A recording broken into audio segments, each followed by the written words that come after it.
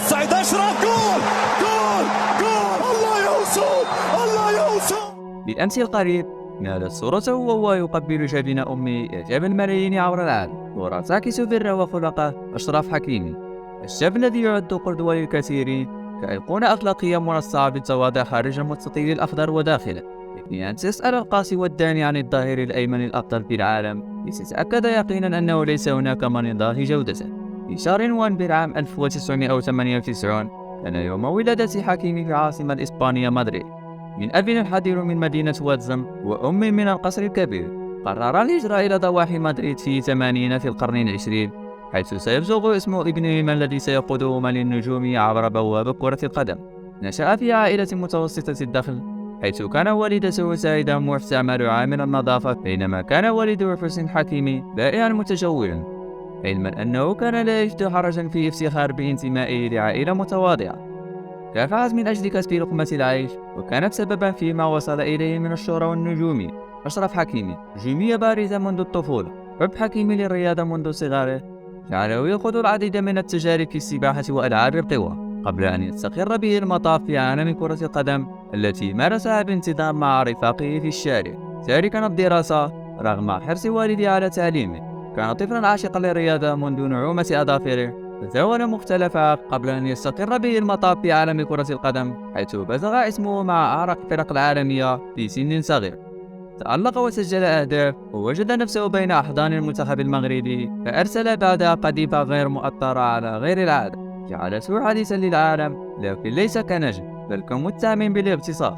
وزوغ حكيمي مع ريال مدريد جعله ينتقل إلى بورسيا دورتموند الألماني على سبيل الإعارة، فأصبح بعد الفتى المدلل للمدرب لويسيان فافر ظرف عامين فقط، إلى أنه عاد ليحول الوجهة إلى إيطاليا من بوابة الإنتر ميلان، قبل أن يستقر به المطاف في فرنسا مع باريس سان جيرمان سنة 2021، إلى جانب نجوم الكرة العالمية ميسي، بابي، نيمار وغيرهم، حيث كتب سجلا جديدا من الإنجازات في مشواره الكروي، قائد دون شر للمنتخب المغربي.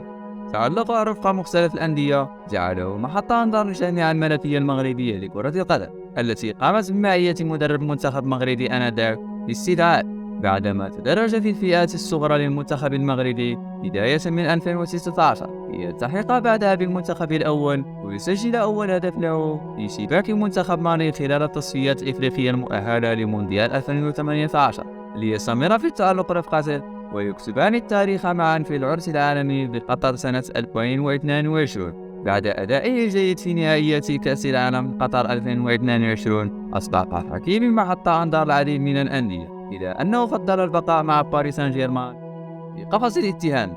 الاثنين 27 فبراير الماضي من سنة 2023 لم يكن كباقي الأيام بالنسبة لحكيمي، بعدما راجت الأخبار بأنه متهم باغتصاب حسب ما نقلته لو باريزيان، التي أوردت الخبر إلى أن الشاب تقدمت إلى مركز الشرطة في نوجيني سورمان بلدة في فرنسا، حيث أخبرت الشرطة أنها تعرضت لاغتصاب من قبل اللاعب المغربي يبلغ من العمر 24 سنة. 5 أيام بعد ذلك وجهت لأشرف حكيمي رسميا تهمة اغتصاب من قبل القضاء الفرنسي، حيث استجوب المدعوون العامون حكيمي بعد اتهامات من امرأة تبلغ من العمر 24 عاما تعرضها لاغتصاب في منزل اللاعب عائلة نجم المنتخب المغربي ونادي باريس سان جيرمان الفرنسي أشرف حكيمي.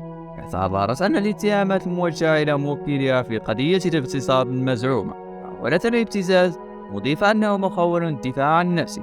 وقالت فاني كوران في بيان: لاحظت من جهتي أن المدعية رفضت تقديم الشكوى ورفضت الخضوع لأدنى فحص طبي أو نفسي، ورفضت مواجهة أشرف حكيمي رغم أن الاتهام مبني حصريا على تصريحاتها. والدة اللاعب بدورها قالت أنها تحدثت مع ابنها بعد اتهامه بالاغتصاب، وأقسم لها أنه بريء، متسائلا في الوقت ذاته أنه كيف يعقل أن يتهم أشرف في ليلة وجود زوجته في منزلها بفرنسا، حيث هناك الكثير من الحراس والكاميرات المراقبة في كل الاتجاهات لخدم هذه التراشق الذي تعرفه الأحداث المتضاربة.